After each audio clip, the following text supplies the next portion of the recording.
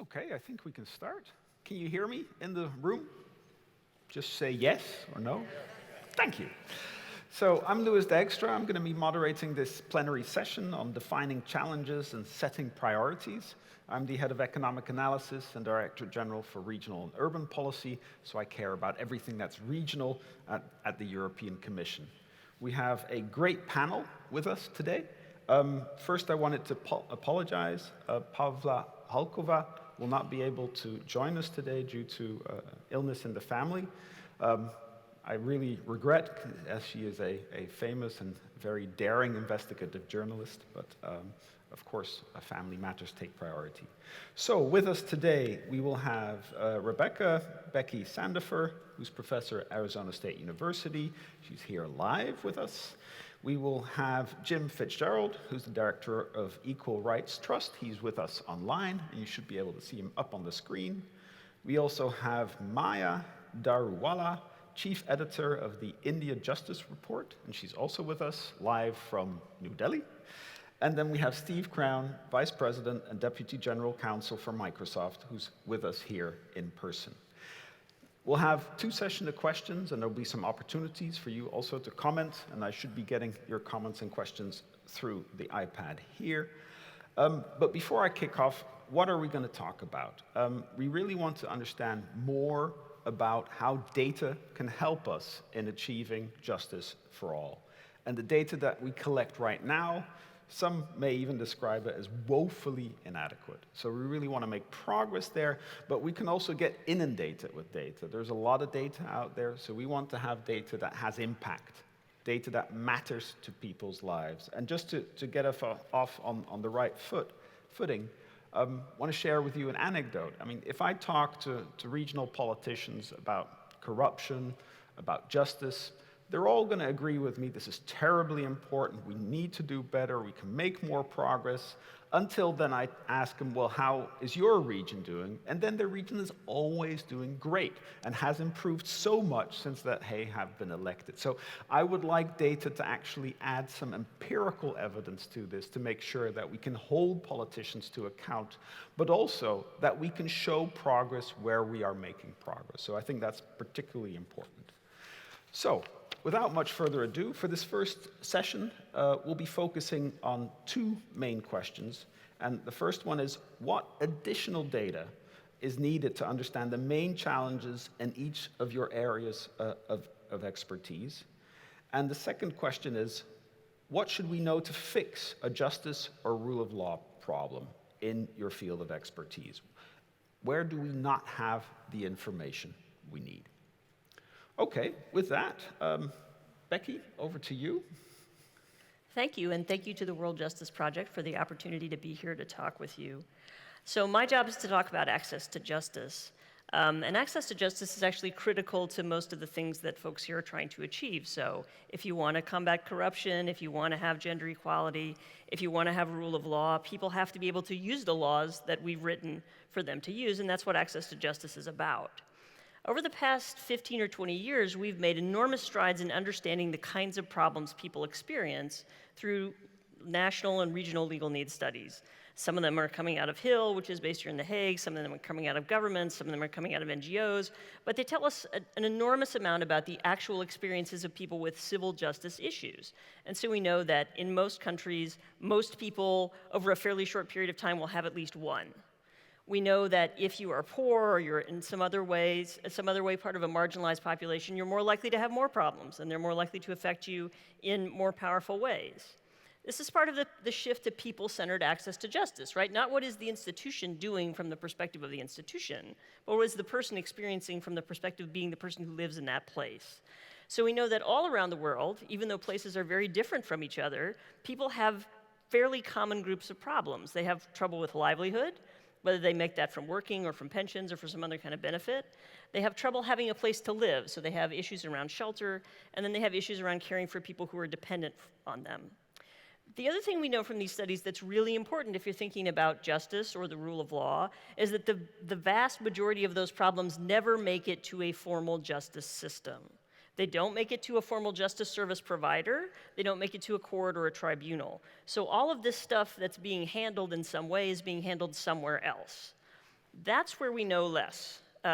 So we know some generic things about what kinds of interventions are effective. So they show up at the right time, people can understand them, people trust them, they're targeted to problems that they have. But what that looks like for a digital native who's 25 years old and lives in London, targeted, timely, trustworthy, and transparent, is probably very different than what it looks like for an elderly Aboriginal person in rural Australia, right? So that sort of the translation of the general principles that we understand to specific interventions, what works for whom, facing what kinds of problems, is something that I think we need much more information about. Because what we care about is not, did you get a service, but did that issue get resolved justly? Because that's what access to justice is. I think that's a great opening statement. Thank you a lot, Becky. Let's turn to Jim Fitzgerald online. Over to you. Thanks, Louis. And thank you to the organisers of the World Justice Forum for this opportunity. When I think about data and the enjoyment or the promotion of equal rights and non-discrimination, this is a kind of multifaceted problem. On the one hand, there's extensive data available on certain groups, census-level data on inequalities of access and participation between women and men, between persons with disability and those without, between majority and minority ethnic groups. But in reality, when we look at the use of data to drive solutions in this area, we're really falling way short of what we could do. And that's true in terms of gathering data, interpreting data, and applying data. So if we look at gathering data, I don't think it will surprise anyone when I say that there are certain groups and communities exposed to discrimination where we simply don't gather data, where governments don't gather data, whether that's because of the law, because of concerns about safety, because of social stigma. Certain groups, LGBT persons in certain countries, persons with particularly children with disabilities in countries where there's deep social stigma around disability, marginalized ethnic and religious groups who are maybe in conflict with the state. These groups just fall outside of, they're invisible to data gathering efforts. And without that data, then we can't understand the challenges that these groups face in access to justice and indeed to access to society on an equal basis. But if we look at interpretation,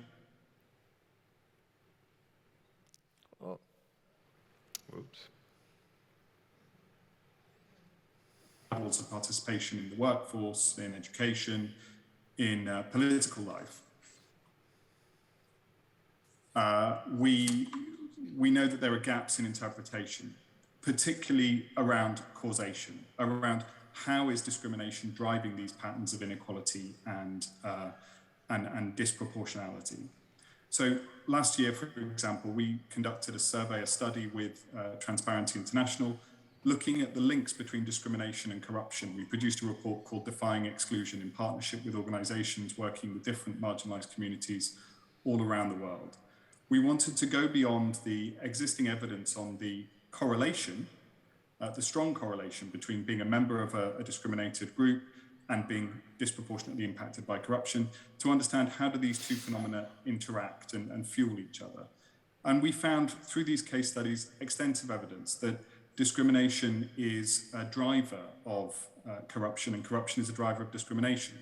Groups exposed to discrimination are more exposed to corruption, they're more impacted by corruption when it occurs, they're less able to challenge it, and indeed there are certain forms of corruption, such as the extortion of gay men in countries like Russia using dating apps, which are themselves inherently corrupt.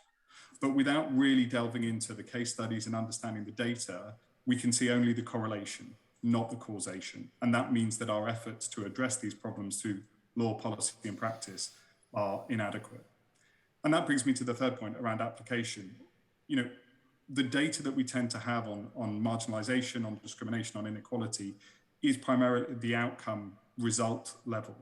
And there's very little use by governments of data in the decision-making process.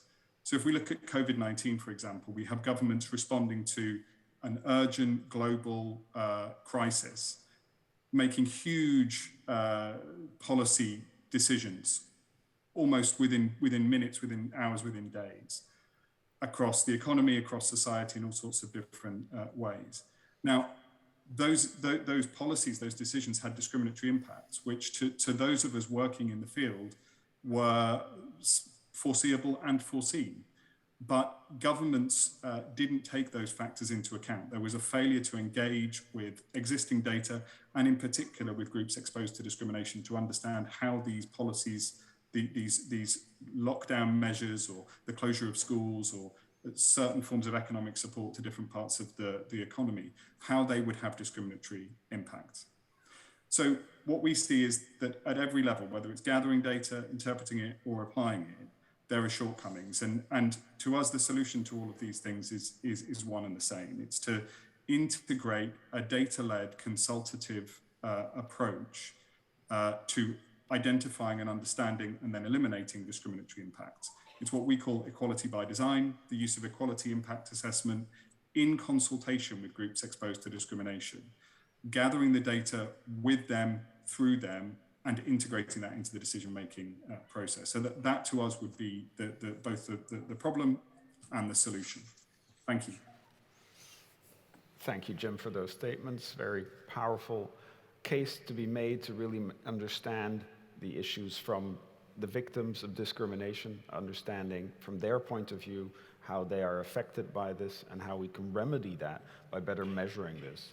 There are indeed distinct challenges there in the sense that many of these ethnic minorities are self-identified, and some may choose indeed not to self-identify to avoid some of the negative consequences associated with having that label. And this presents additional data collection challenges, so I think that's very important. I also like Becky's point that we need to focus not just on administrative data, on the performance of the justice system, but also try and capture issues before they get, or even if they never get to the justice system, just to make sure that those issues get resolved. And I think that resonates with what you're saying, Jim, is that some of these groups are more likely to be facing difficulties and discrimination and corruption. And it really gets us away from impartiality and the ethical universalism that we want to achieve here. Okay, with that, we're going to move to India, and we'll hear from Maya Daruwala. Over to you. Thank you so much, Chair, and thank you to the World Justice Forum as well. I hope you can hear me. Loud and clear. Okay, you began by talking about the necessity for the data to be valuable in terms of impact. But just before that, I mean, even prior to thinking about impact, one has to know what the data is and where it is kept and where it is available. And that was what inspired this group of people in India who wrote the India Justice Report to actually write the report. And it takes stock, and I'm giving it as an example, not as a specific that I want to talk about. But the India Justice Report then took stock of the Indian justice system by looking at different pillars of the justice system, police, prisons, legal aid, and judiciary to begin with, and began to do it as a periodic exercise. And we looked only at the capacity. Lots of people have looked at the culture, etc. But we wanted to look at data, take data as our fulcrum, and then and only government data, so that they would not have any sort of civil society or outsider bias, and bring it all together. And the unique thing that we tried to do with that was then to measure and rank each state, because in this case, the provinces are the duty holders of most of this work, so that the idea was to take it out of the silos. And take it out of the silos for whom? For the duty holder, for the busy bureaucrat, for the policy maker, for the legislature, so that you could at one level, through the aggregation, understand where you stood in the delivery of justice as a government. On the other hand, the disaggregation of data into indicators like diversity, workload, budgets, infrastructure, and of course trends over the so many years, would help in the development of policy which was grounded in more than just looking at your own silo. So, there were things that one could look at and say, for instance, where are the low-hanging fruits? And what is going to take a huge amount of budget to repair? Or what can be done immediately? So you could set goals also, medium, long-term, short-term. People talk about women and discrimination and how gender as a category is either ignored or patronized. So this gave us a picture of across the justice system when we're looking at diversity. There are other diversities, of course, but looking at the diversity, where were the women? How many of them were there? And why were they always clustered at the bottom rungs? So once you could show that mathematically, if you like, and in a very dry way, then you can go on to reaffirming all of the notions of discrimination and the tyranny of, as Sanders calls it, the tyranny of merit. And you could start talking about those things. So the beginnings of conversations as well. To go into your other point of what additional data could we be looking at? There is lots of data.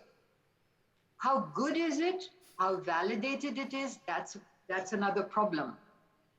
And then when you look for impact at state level, it's big. You're looking at a macro picture. But when you really want to go down to where the people are experiencing justice, then you are looking at granularity. What does the delivery of justice look like in a village, in a small town? How long do you have to wait before you actually get to a police station if you were in an emergency situation? So those are the kinds of things that one would ideally like to get to. One would like to be not constrained by firewalls, for instance, of this data you can have, but that data we don't have.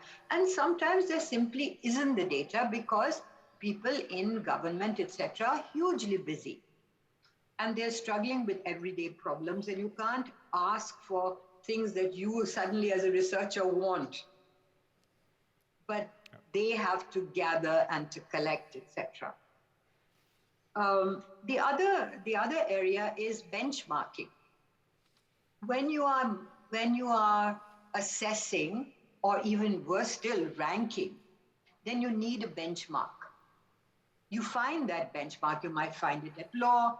You might find it in policy. You may find it in policy prescriptions or what people have said at election time. But how did you arrive at that benchmark? Is that benchmark able to validate itself by looking at what was there at that time when you made it? That's another area that is of great interest. Excellent. Thank you, Maya. Let me pick up two things there that you said that really resonated with me. The first one is to go granular, to really get closer to people's lived experience, to understand what is justice like in their community, be it a central city neighborhood or being a small remote village. I think that's critically important to really capture what people experience in terms of justice received or justice denied. And I think having regional data or even local data can help with that.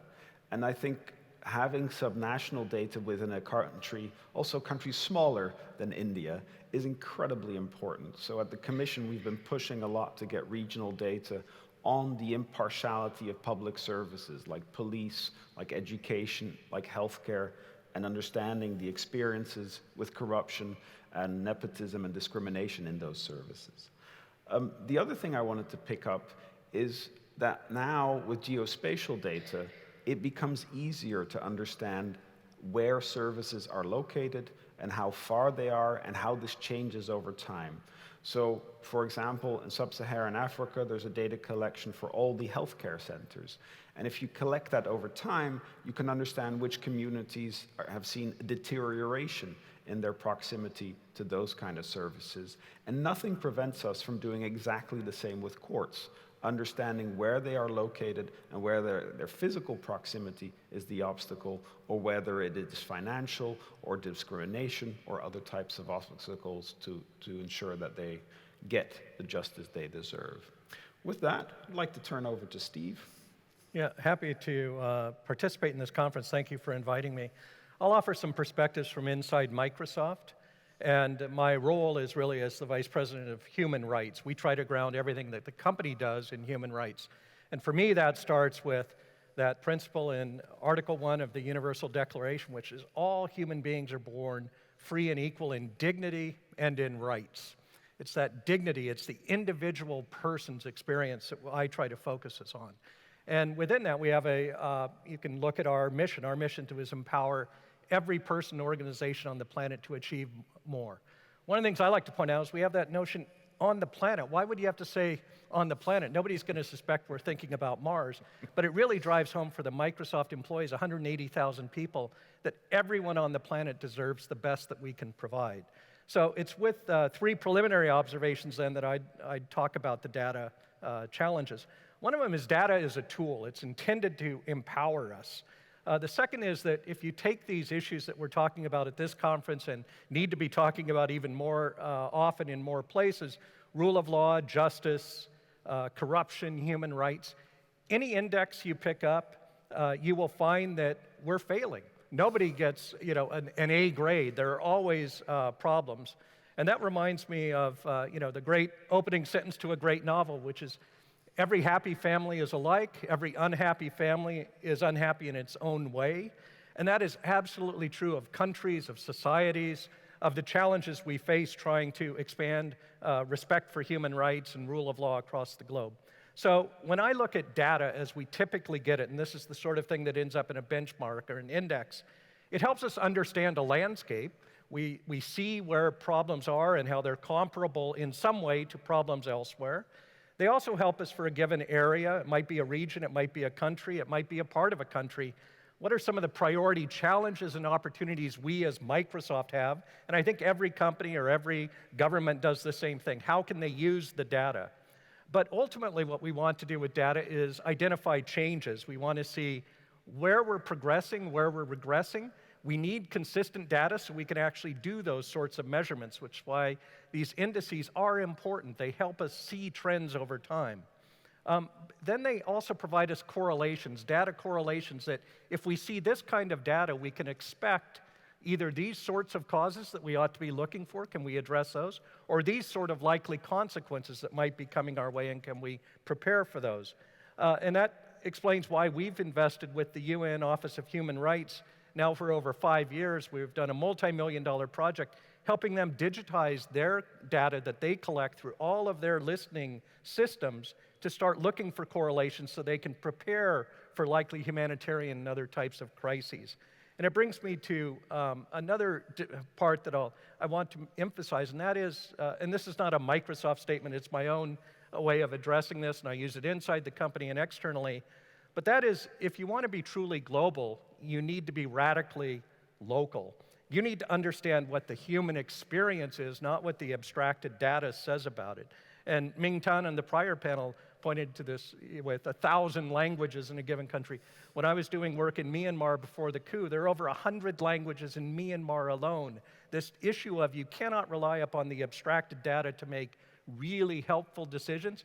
They can help us think about the problems we want to focus on, but then you need the underlying human experience. And that's really the piece I have on the opportunity, and where I think we have opportunities for, whether it's the World Justice Project or others in this thing, we need more about the human experience behind the data. That's what's really going to help us be more effective as companies and as governments to realize, here's what's happening to these people, rather than here's a macroeconomic sort of challenge that we want to address. But I'll stop there for this part of it. Thank you very much. I think that's very true. Get to the stories behind the data, get the local experience, and that also, I think, helps to determine the impact our data can have. And if our data can show progress and show progress in specific places and specific communities, we could also learn from those communities and set the bar higher collectively. Because I think this is what data can help us to do, is really show that we can be much more successful than we are today in delivering justice to all. We'll go to the second set. We've got some questions about the data we have currently. So if we look at the current data, what are the main priorities for action and investment in each of your respective areas of expertise? And then second, if the data is not yet available, really to inform decision making, how can we go about collecting it? And there's a myriad of ways of collecting data these days, so I'm keen to hear from you all. Just to change it up a little bit, we are going to go in the reverse order. So Steve, back over to you. Yeah. Well, some of the data that we now need, especially in the United States around criminal justice, how it is actually working, if we can have data, it actually helps inform political decision-making and generate public support for the kinds of changes that are needed. But that's true globally. When we look at our challenges with misinformation and disinformation, especially state-organized disinformation, really quantifying and understanding the sources of it, the types of data, the tools that they are using so that we can actually develop better responses to those. But it is not as if there's a particular set of data we need. We need more people to appreciate the value of data to help drive decisions so they don't get, they're not suspect of just being politically driven. They really are based upon what we can understand and defend and then invest in over time. And again, data will help us track whether we're on the right track or we need to adjust our strategies. That's an optimistic point of view. I'm not entirely sure I share it. Having worked on discontent and populism, I am not under the impression that better data necessarily helps us change their mind, but understanding what forms their mind and what leads them to these beliefs and who helped them. To clarify, I'm speaking as a platform provider on the internet. We want to understand those things so that we can do our part. Ultimately, somebody mentioned in the prior panel, digital literacy is the ultimate key to this, but in the meantime, you need to empower people to move in that direction.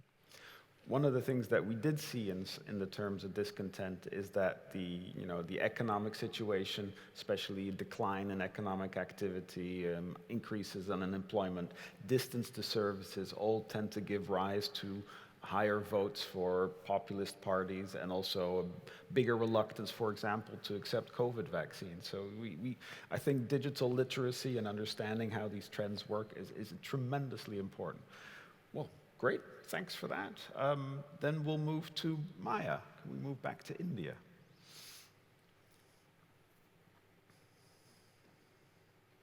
Thank you. I love the way that somebody has said that, what do we need to fix the system? Fixing the system is way out of my hands. But the small contribution one can make is important. It's a tall order to ask people who are researchers and people who are civil society actors or active citizens. But what we stumble across, but we can do some nudging. And to do the nudging that turns into a conversation that goes further rather than an argument about whether your data is right or his data is right or her data is right. Data that comes out of government in particular has to be unimpeachable. And it has to have, it has to be so strong that, so valid that both government and civil society have a sort of common platform from where they can start dialogues, or even when they're talking within themselves. Different departments or, an oversight body, for instance, cannot have different figures of, let's say, human rights violation or how much budget was spent that year than the department itself or a district level somebody. So that's one of the need to standardize the data. Language, as you mentioned, is a real problem It's a problem, but then we've had the problem for a long time. So you need to find a way of overcoming it. Consistency in formats, that helps also.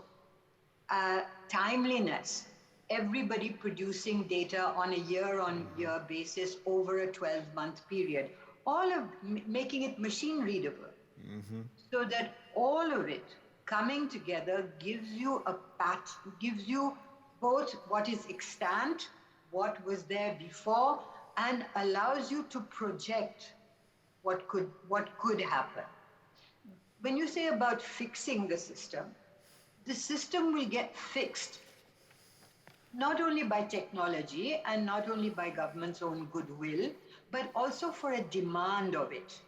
So the data has to translate itself into louder conversations that turn into demands, which then cannot be ignored, which then go into the fabric of democracy, which then create the notion of participation in the public, so that the ownership of whatever the problem is becomes both, the cure becomes both something that both sides, if you like, or those sides is a bad way of putting it, and also leads to a kind of proaction. Now, in India, for instance, we have the Right to Information Act. Almost all data should be available in the public domain, except for a very narrow area, which is to do with national security or one of those spooky kinds of things. Then you can deny that data. Compliance with that would open a floodgate of information, almost too much to take account of. But that is how one is going to go towards fixing the system. Excellent points, Maya. I guess I'm a clear data nerd. If I'm getting enthusiastic about machine-readable data, there's a clear signpost that you're in the presence of a data nerd. But I wanted to pick up something that Steve said there. If you can combine data from different sources, and you can do that easily, and especially if you have locational data, or at least the community or the region something happened in, you can transform that data in a much more powerful way. Because if you have different types of crime concentrated in a small part of a country, you want to know where that is. And so I do think that if we have high quality standards of public data, which is consistently used by different departments, if we have trust in that data and that we can show when data is official and reliable and when it's actually driven by misinformation, either state sponsored or otherwise, I think we can make much more progress. And in that way, we can build the trust that this data actually shows what people are experiencing, and it shows our commitment to fixing the problems that we've identified. So I think you've brought a lot of important things there, Maya, and also, indeed, fixing it by the next World Justice Forum might be a bit of a challenge, but we can nudge people, right? We can nudge people in the right direction, and I think data is an important way of encouraging that nudging and showing to a locality, well, you're performing the worst in the entire country is a good way of nudging it, and it's helpful also because within a country it's easier for civil servants and politicians to learn from each other as they still operate generally under the same national framework. So I think that's another important message there. Thank you very much. Then I'd like to pass the floor to Jim. Over to you. Thanks, Lewis. In terms of priorities for action and how we use data, I'm going to sort of approach this from a sort of very macro level and maybe a very micro level. So on the one hand, we have plentiful evidence that discrimination persists, that legal frameworks are generally inadequate, and yet that comprehensive and effective anti-discrimination laws are a necessary, not sufficient, but a necessary condition for tackling discrimination and promoting equality. So the first priority from our perspective would be that all states should enact, enforce, and implement comprehensive anti-discrimination laws. This is the point that the High Commissioner made in her opening remarks this morning, that we need laws which prohibit all forms of discrimination on all grounds, in all areas of life, and that they should be adopted, enacted, and properly enforced and implemented. Without that, we'll never get to a more equal society. We'll never have equal access to justice. And we know that there are many states which have yet to adopt comprehensive anti-discrimination laws, and we know that there are many others which, while they've adopted them, they're not fully implemented and enforced. So that's the first thing that we would say, that there's already extensive data to show that this is something that states should do. We have a working session on exactly this topic on Thursday. The second thing is just to come back to this point that I was making before about equality by design and about building data collection, and particularly through consultation. I like what was just said about, if you're going to operate globally, you need to be really aggressively local. And I think that's even more true when we look at discrimination. We need to be engaging with and hearing from groups exposed to discrimination as part of the decision-making process. These groups can identify the potential discriminatory impacts of algorithmic discrimination, decision-making, or responses to the climate crisis, or COVID, rapidly emerging, evolving threats and challenges. You'll only get the data that helps you to understand and identify and respond to patterns of discrimination proactively, preemptively, if you engage with these groups and build that data gathering in a consultative way into the decision-making process. So those would be the two things we would say: adopt comprehensive anti-discrimination laws and start to integrate equality impact assessment into decision-making. I think those are two very important points, and I think we could all, benefit from implementing those, especially prior to the next World Justice Forum. But I can see examples of where countries have failed exactly on that front, all across the world. So I think it's terribly important. And it's not just a question of having the laws in place, but also trying to change the mindset and the culture. And there, I think, presenting discrimination as part of ensuring that we are just and fair to everybody can help broaden the constituency that often tends to portray discrimination as, a fringe issue. It's not that important. It doesn't affect that many people. If we can broaden the horizon, actually, well, it affects lots of people, both directly, indirectly, and it might be far more pervasive than you realize, I think is an important way of moving that issue up the agenda. And trying to preemptively check whether a particular policy proposal is disproportionately going to hit a particular group in that front is really important. And I think COVID is a good example with, restrictions in terms of mobility disproportionately affected people living in smaller flats, disproportionately affected women when we closed schools. Again, we didn't consult women when we closed the schools, and definitely not when we opened the bars before we closed the schools, but I digress. So I think you made a couple of excellent points there that we really should take to heart, so thank you very much for that. Becky, then pass the floor to you. Well, so like you, I love a good fact. But also I think the value of facts is that they bring us kind of understanding, right? So data for understanding. And I agree with many of those of us up on the stage and screen who see that a really important tool in getting systems to do what we want them to do is to empower people to interact with those systems, right? To give them the capacity to engage. And one thing we see around the world is that systems are not very good at inviting that from the citizens and residents that they work with, right? So we need other kinds of actors in different societies to empower them to do those things. And we have some really fantastic models of that kind of empowerment in different parts of the world, including even my own benighted country of the United States. But what we don't understand very well is how to scale them. So I would like the kind of data that helps me understand how to scale things that effectively empower people to engage with the systems that try to regulate their lives. At least in the world where I work in, there's this guy called Santa Claus, and Santa Claus is the magical source of infinite subsidy. So if you have a wonderful idea, somebody will pay for you to launch that idea, and then sometime in the future, someone else is going to come along and pay for that, or suddenly governments are going to decide that national defense and highways and airports are much less important than funding justice infrastructure. I haven't seen that happen yet, but I hold out hope.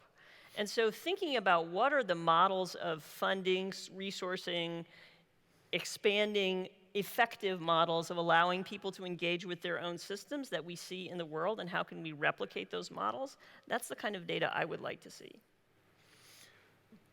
I would fully share that vision, but I would add to it. I actually think it's a completely legitimate role of government to check whether residents of their country or region or community are satisfied with the services they receive or the services they have been denied. And in principle, if you have an independent statistical institute, it could very easily be part of official data collection.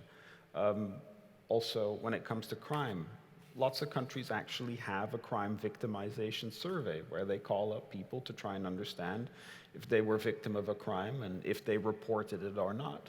And very often, especially when it comes to crimes of discrimination, it's not reported. So I think it's very important that we consider that as our role as governments, be they international, national, regional, or local. So I think that can be done.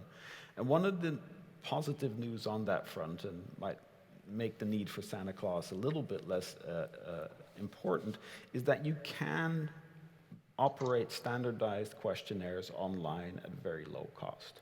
The challenge is to find people willing to reply to them, but the implementation is a lot cheaper. And so as a result, for academics or NGOs or community groups, it becomes more feasible to collect data on particular issues. But I do think when we can have official, high-quality, transparent data, I think that's even stronger because you have a guarantee of a regular production of that one. I wanted to check if there were any questions coming in from the chat. I'll pick up the last one. No one has mentioned the Sustainable Development Goals, yet they are supposed to be generating a lot of data on the goals and targets to track progress. What opportunities do the panelists see in this particular progress? Anybody would care to pick that up? Steve? Yeah, great question. One of the things we've focused intensely on the last year, really, but is the question of carbon counting. It might sound like this is an easy thing to do, carbon being dispersed into the CO2 into the atmosphere. But actually, it's a really difficult thing. People don't know quite how to compare and contrast. For example, when I fly as a Microsoft employee, I am assessed on the mileage that I fly a certain amount of carbon dioxide emissions. But I get no credit if I fly an airline that uses cleaner fuels rather than dirty fuels. It's this really broad, ugly estimation. And so we're working very closely with governments on actually saying, how do we count carbon? Because once you can count it, then you can manage, you can track, and those sorts of things. And I'd say there's a related issue that we are going to have to address in the coming years. It's that we have enough things on our plate. We're not all going to get after everything at once. But measuring justice, for example, or courtroom justice, there's a Nobel economist who pointed out you cannot measure certain things, not as a human being. We can measure the indicia of justice. For example, were there attorneys on both sides?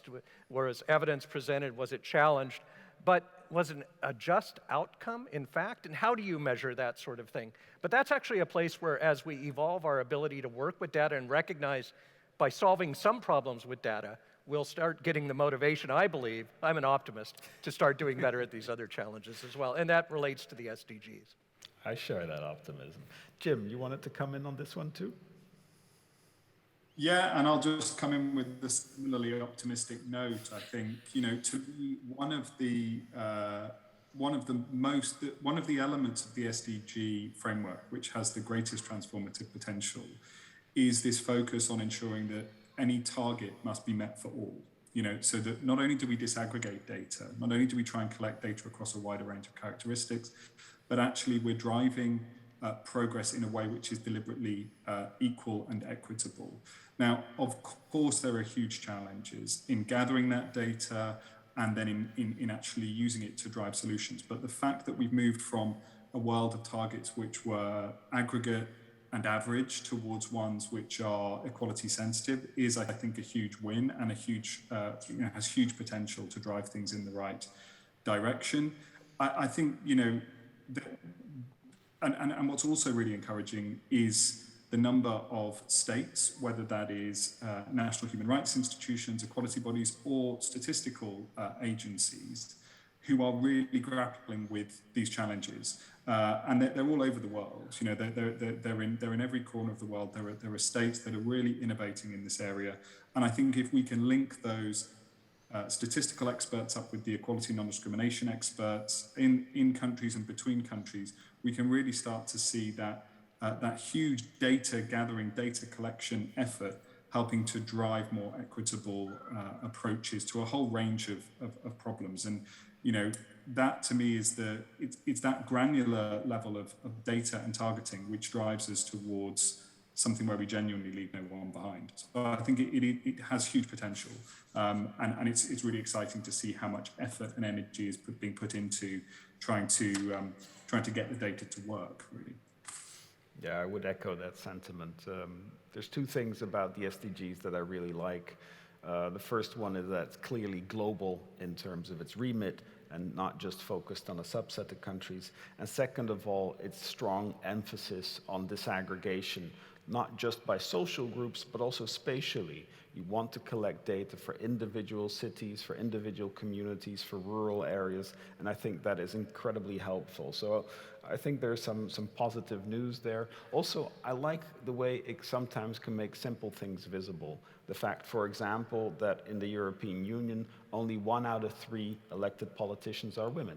I mean, that's not 50% people. We're really not there yet. And so, just to be able to track that over time for all the countries concerned, I think is really empowering. I wanted to pick up another question here. Several of the panelists mentioned the challenge of turning data into action, getting both activists and decision makers to use data effectively. So could you think of an example of that being done well, and what lessons are there to learn from some examples? Who would like to pick up this challenging question? I'll take a stab. So in the US context, you have this bizarre and wonderful moment when the left and the right and private industry and NGOs have gotten together around criminal justice reform. And it was a range of different kinds of data, right? So it was administrative data about mass incarceration. It was people's cell phone data about the way that different groups in the population were being treated by police. And there was a certain amount of organization behind getting those groups who normally aren't talking to each other to come together.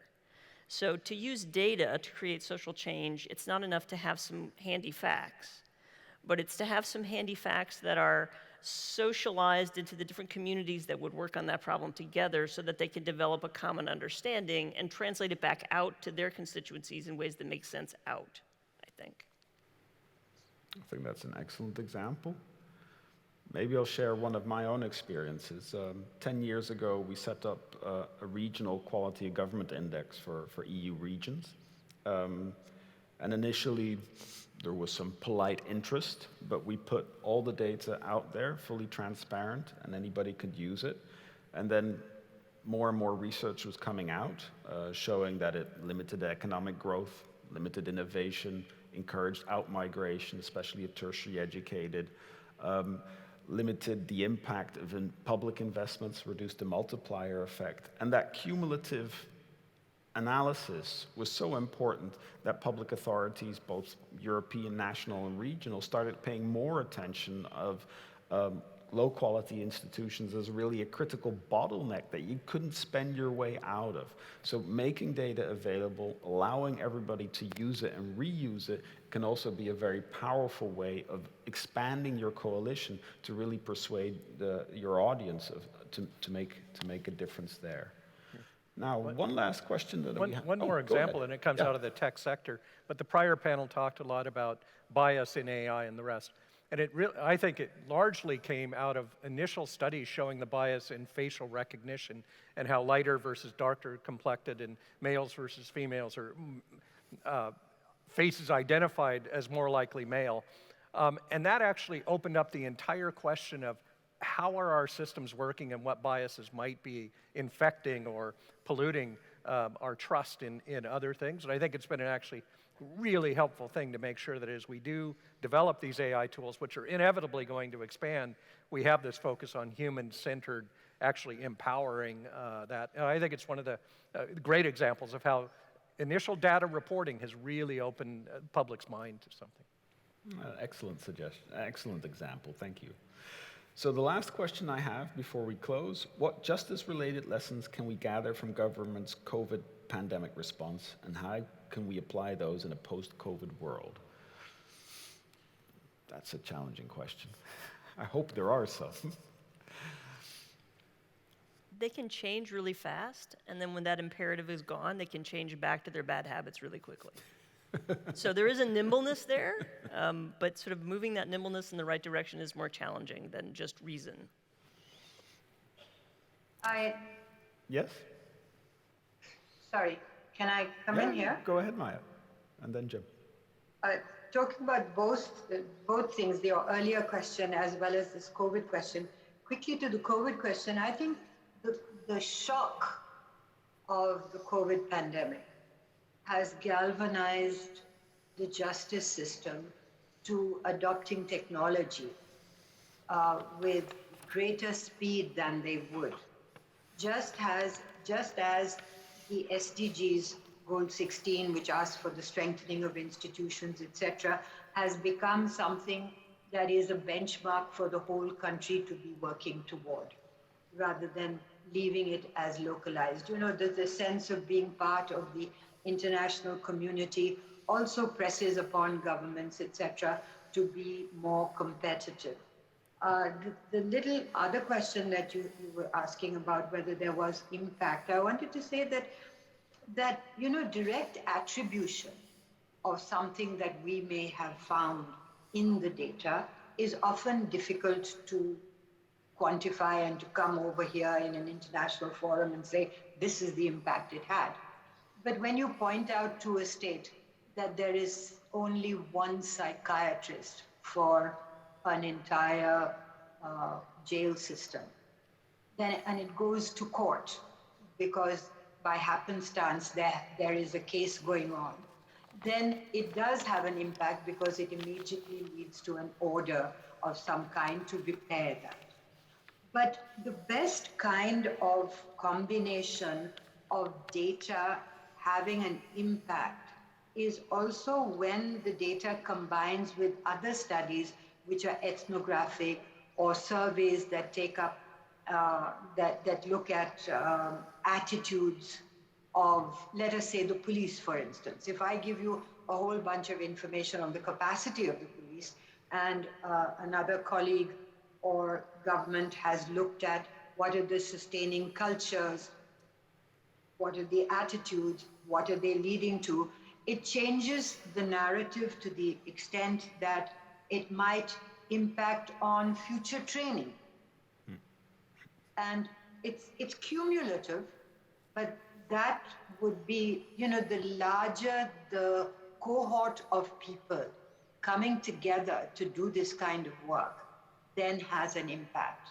And there should be more of an engagement than a confrontation with government, and this is what the data platform provides.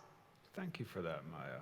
It's definitely true that COVID highlighted our global interconnections and really made us feel part of an entire connected society, and that data gathering could also benefit people in other countries. So I like those points. Jim, I'll give you the floor briefly, and then we'll try and wrap up. Thanks, Lewis. I mean, from an equality and non-discrimination perspective, what COVID has shown us is not much good, I think. The pandemic and the way that governments responded to it has shone a really harsh light on the deep-seated structural systemic inequalities within many of our societies. You mentioned earlier, Lewis, that the closure of schools had a disproportionate impact on women. Why? Because of deeply ingrained stereotypes and social norms about childcare within families. We know from many countries that ethnic minorities suffer disproportionate health outcomes, disproportionate death rates because of lower access to quality healthcare, because of exposure in particular jobs which tended to be more public facing, didn't have the luxury of sitting at home and working remotely. So I think and this goes back to the point that was made about AI and how you have something, when something changes, something so dramatically changes, then that rapidly generates huge new data sets. And in this case, what the pandemic has done is to really demonstrate and to shine a light on some of these systemic problems of inequality. Now, the question is, what do we do with that? Do we as a society, do governments step up and say, okay, the pandemic has revealed these inequalities or underlined them, highlighted them to us, and now we must, step up our efforts to address them? That, I think, is a question that remains to be answered. But I do think it's really helped to crystallize and clarify some of the unseen inequalities which are so deep-seated across all of our society. So I think in that sense, it's shone a very useful light on inequality. Thank you for that. Well, now I have a last challenge for my 4 panelists. I'm going to ask them to summarize in a 1-minute reflection on a game-changing recommendation they would offer to the community that would make a critical difference to using data to strengthen the rule of law. Now, Becky, would you like to start? 1 minute. 1 minute. I would like us to change the way, I respectfully disagree with my colleague about whether it's possible to understand whether an outcome is just or lawful. I think it's hard. We'd have to collect more data than we collect from courts, but we could learn these things. I'd like to see us change the way we fund justice services, whether those are government or non-government, and the way we fund, the way we do regulations so that we focus on the outcomes people actually achieve rather than the services that we offer them. Excellent. We'll take offline the issue of measuring justice. But the one recommendation I have is people really appreciating that data should be the base on which to build really compelling human interest stories. The stories can be backed by the data, but what's going to persuade societies and voters is not a data we could raise ourselves, increase by 2 points. It's here is the experience that we have been experiencing, and here's what we could do if we do the following things. But for me, it comes down to human storytelling. That's how we drive human behaviors, in my opinion. Human storytelling, I like it. Maya, what's your 1-minute recommendation? Go granular, go local, go for the things that in a system that is beset with problems, go for the swift repair, what you can do immediately, because that will have a knock-on effect. And when you are going local, then use the population not as an experiment or as part of your data set, but actually to participate so that you combine data with what you get with a performance evaluation of how justice is delivered locally. And I think that would go a great deal of the way to repairing what we have just now, which is 2 separated entities, which is the population and the government. Excellent. Go granular and allow the population to participate and use their stories to tell the improvements that we are able to make in each community. Jim, what's your 1 minute? I mean, I'd agree with everything that Maya's just said, but I'm going to return to what I said at the beginning, which is we need to adopt an equality by design approach. We need to use equality impact assessment integrated into decision-making processes, policy, legislation-making processes. That equality impact assessment needs to be consultative and participatory, data-driven, but crucially, it needs to be preemptory, precautionary, and proactive. We have to move away from a reactive, remedial approach towards one which tries to identify and eliminate discriminatory impacts before they occur. Thank you. And then in the last few seconds, I'll abuse my privilege as a chair to share you with mine. My goal would be to use data to set higher standards of what we can achieve, just to raise the bar of how we can improve our respective countries, communities, and so that we achieve a more just outcome for all and everywhere. Thank you very much.